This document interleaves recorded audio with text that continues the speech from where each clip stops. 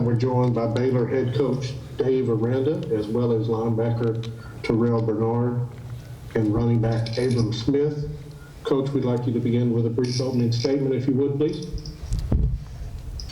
You know, just got done talking with the team and just so humbled by our team. You know, the two young men just here to my left are great. Is representative of the best of us. You know, I look at just all of the change that has happened with Baylor football. You know, I think if you take a broad enough view, you see a bunch of wins, you know, from year to year, with maybe not so many wins in between, but you can see the wins. But I think the closer you get, you just see so many names and faces and come and go. You see just change, and you see, you know, people demanding, you know, beliefs and you know, motivating people different ways. And then you see, you know, coaches that believe in this type of authority, or, you know, maybe do what I say, not what I do, or maybe there's an old school element to it, and just all these things that are just, you know, difficult to address and difficult to talk about when you don't win games. And so I think for us, the change from last year to this year was really kind of breaking all of that down and earning trust and believing in each other and being selfless. And you know, I think when you get to that, you get to a team. And you know, this was a great team win. We've had some team wins throughout the year, and so appreciative of the team. I'm a better person for it, you know, and so I'm proud, man. I'm a little saddened because I know that it's you know, this part is over, but I'm humbled and I'm appreciative. Our first question will come from Eric Kelly at KWKT in Waco. Coach, just when those final seconds are ticking down and you guys kind of realize that you guys are going to become Sugar Bowl champs, do you allow yourself to take it in, and what's going through your head? I appreciate the question. I mean, not really. I was wondering, you know, no one had talked. I didn't know what the ceremony was going to be, and so I was wondering if there's, you know, something I had to say or do, and so I was figuring, I was hoping that I wasn't going to make a fool of myself during that time. So I was kind of thinking that. We'll move on to Matt Mosley of ESPN Central Texas. Yeah, Dave, I just wonder how you feel like Gary played. Obviously, the passing game wasn't really there. He leaned on the run game, but Gary, having been out all this time, what did you think about his approach and how he kind of hung in there in this game?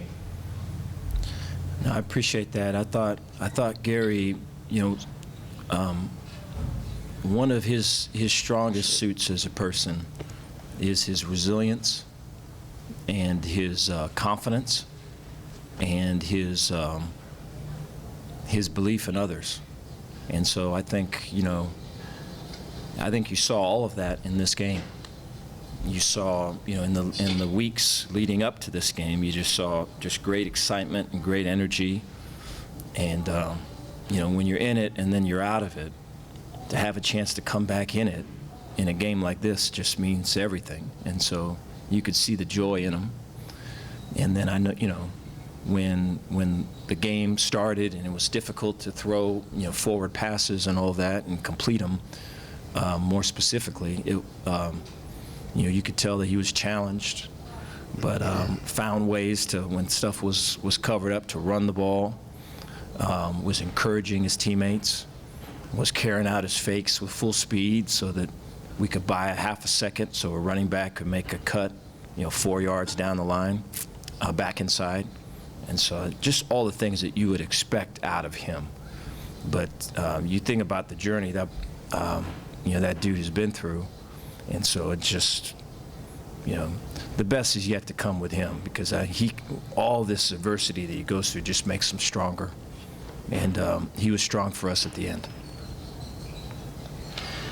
Next up, we'll have Matt Lively of KCEN in Temple.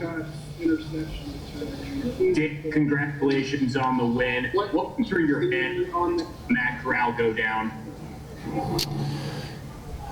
Well, yeah, I meant to ask to see the extent of the injury.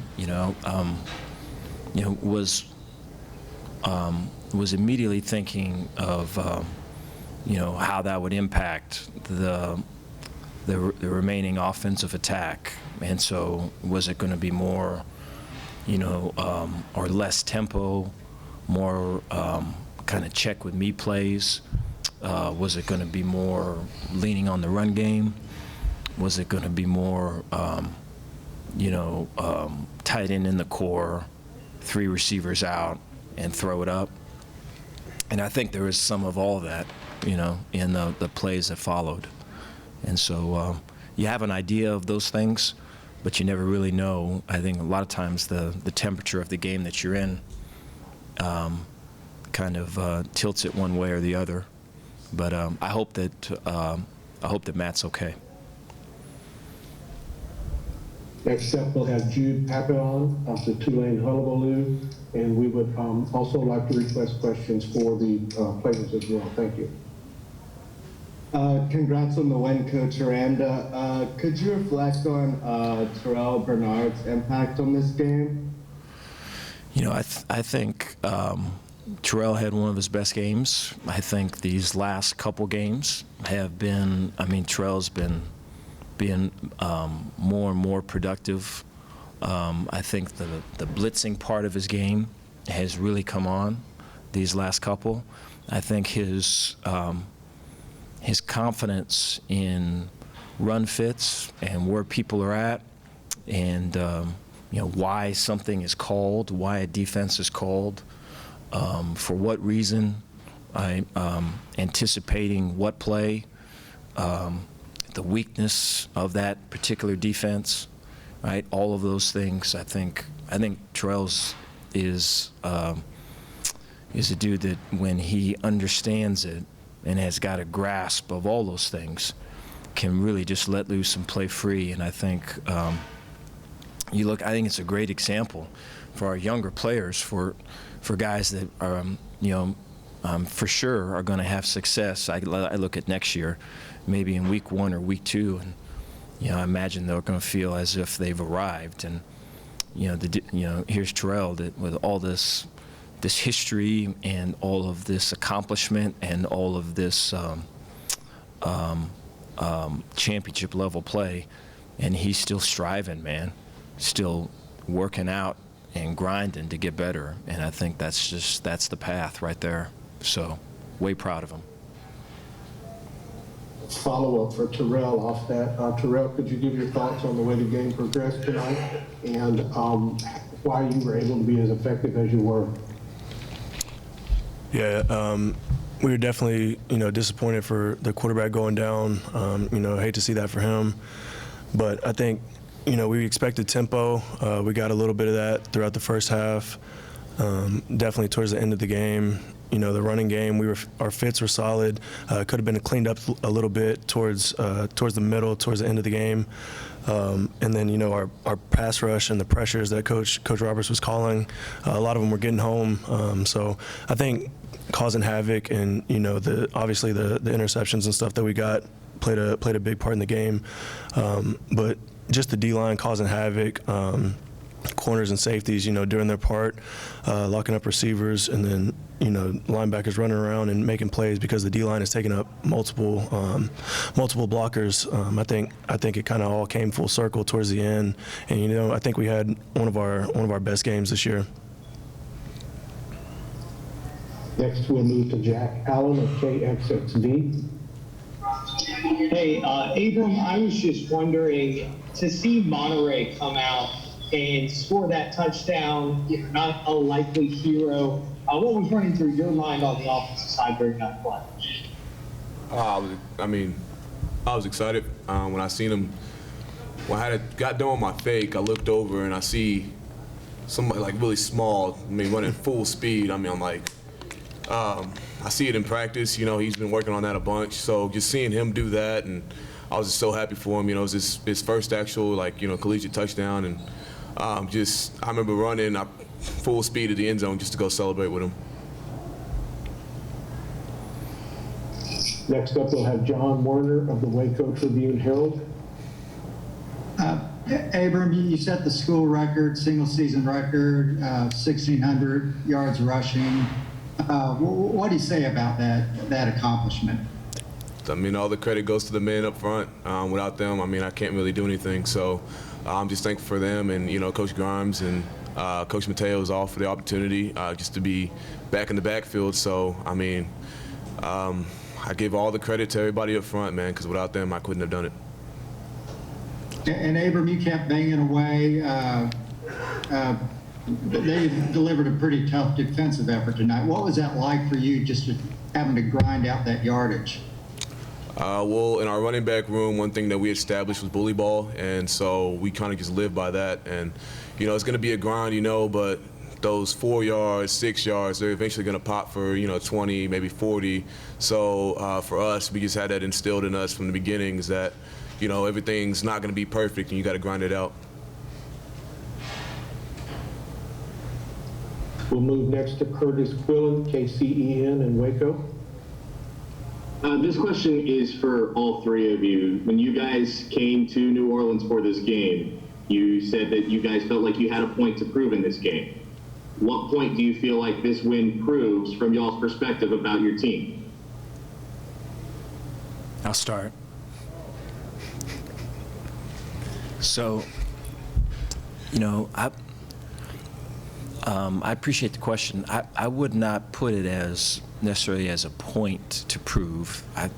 I would say it as more of a identity to show, and so not even really like a just to take the stage and to take the lights and the crowd and all of that, and to be like us, all the way, man. All the us that we've worked on since January. I look at these guys academically set the highest GPA for football that Baylor has ever had in both spring and fall semester, back to back, right? And so I was like a 3.2, I think, in spring, and then in fall it was over a 3. It was over 3. I was 3.03, I think.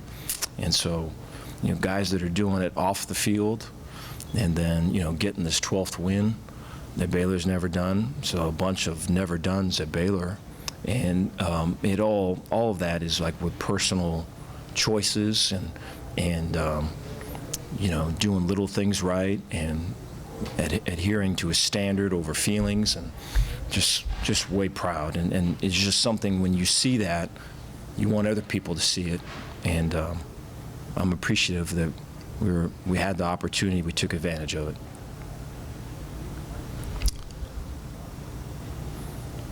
Here we go next. I would just say I feel like it shows the growth of the team. Since the day we got to New Orleans, I think everybody had front sight focus on keeping the main thing, and coming here and winning this game. And like Coach Aranda said, just doing something that Baylor's never done before, winning 12 games. So I couldn't be more proud of the guys. I feel like these past 2.5, 3 weeks of preparing for this game, we've had some of our best practices and put together a really good plan, and just really excited to see how we executed and came out here and did what we were supposed to do. To kind of piggyback off of that, it's more of not really a point. I think it's for us, it's just playing for one another. We just look at the man to the left and right of us, and we just want to give it our all for each other. So every time we step on the field, that was kind of our thing to go to, and we kind of talked about it every time at halftime. And so you can see us all firing each other up on the sideline. And like Terrell said, these past couple weeks of practice have been the best weeks that I feel as well that we've had. So I think for us, I'm just way proud of this whole team and how we've and what we've accomplished. Next, we'll go to Jerry Hill with Baylor Bear Insider. Hey, Terrell, y'all had that defensive motto of take three. How big was that to get the 3 picks tonight? And then obviously Al's interception return, how big was that for the defense? Yeah, it's huge, man. It's something we've preached all year. We're able to do it tonight, and then taking one back for a touchdown. Definitely a momentum swing in the game. I think JT's 2 interceptions also, broke the seal on some things, and was able to open some things up for us on the offensive side. So I think it was a huge accomplishment for us to go out there and get that done. You talked about a legacy. What legacy do you feel like you leave here at Baylor? I think it goes back to what Coach Aranda said, just doing things the way they're supposed to be done, and not necessarily what you do, but how you do it. I think you can pick out 30, 40 guys on this team that just do things the right way. And, there's probably more that aren't being seen yet, but will be seen later on down the road. And I think that's the cool thing about it. You just keep putting one foot in front of the other, doing what you're supposed to do day in and day out. And, eventually your time will come. And, it's just crazy to see the growth and everything that's happened to get to this point. We'll move along to Blake Topmeyer with USA Today Network. Yeah, this question's for Coach Aranda. Dave, did you guys change the defensive approach at all after Matt Corral's injury? And if so, in what ways did you change that? No, I appreciate the question. We did not. I think, a lot of it was, is it going to be, is he going to be entrusted to make quick reads, or is it going to be looks that maybe he's not getting a ton of reps in practice? So, is it going to be slowed down more now? The way the game was going, there was a slow down pace to it anyway. It's just not a lot of points being put up, and so, are the coaches on the sideline or on the booth, on their side of it, going to take more of a stronger hand of getting people in and out of good plays? So is that going to be the case? And if so, let's be really clean and concise with our plan, with lookovers, or the run game. I thought Terrell mentioned it. There was a drive where we had some pressures called, and guys were getting out of their 111th. We're trying to do too much and getting out of gaps, and that transferred over to when they're throwing the ball and pass rush contain opposite the side of the pressure was coming. And so I think the ability to hone in on the run game when they're trying to be real concise and precise on when they're throwing it and what they're throwing. And then I think the other phase of it was just the tight end staying in the core and some shot plays down the field. And so I think just being aware of those things and just having a real detailed plan and letting it rip from that point, I think is really what the thing was. We'll move next to Michael Haig from the Baylor Lariat. Hey, can you take me through the emotions of that big time play when it's one-on-one, you in the corner on the sideline, and you just run over him and set yourselves up for a goal line play? Well, I kind of saw whenever he kind of just dropped back into coverage that I was going to get the ball because he was playing for Taekwon on that little bang route. So I had to look back, look fast, and as soon as I got it on me, he was out there in front of me, and I don't really put on a lot of moves, but I gave him a little shake, and then I kind of just do what I always do and lowered my pads and went vertical. So, and then kind of the rest speaks for itself. He slung off me, and I just kept fighting for yards, and then he set up the goal line play. We'll go back to Eric Kelly from KWKT in Waco. This one's for Terrell. Terrell, just in terms of kind of knowing the journey that you've gone through here at Baylor, now that you're a Big 12 champ, a Sugar Bowl champ, has it kind of sunk in yet? And secondly, what inspired the Tom Brady moment with the trophy at? Yeah, I think, just after the game, I kind of sat down and took a minute to really just appreciate the moment and, kind of look back on everything I've been through with my teammates and, the journey that we've all had. And it's been amazing, man. I couldn't say enough good things about Baylor, about the people here. I think that's what, truly makes this place special is the people. And, just after the game, I was just looking out at everybody standing in front of me and just thinking about everybody's story and everybody's journey to get to this point. And I couldn't be more proud of those guys, man. I'm so excited for everything that's come their way and everybody finally getting the opportunity to be seen. Like Coach Aranda's been saying, all week. I'm just happy for everybody to finally be in that moment. Do we have any further questions for Coach Aranda or the players?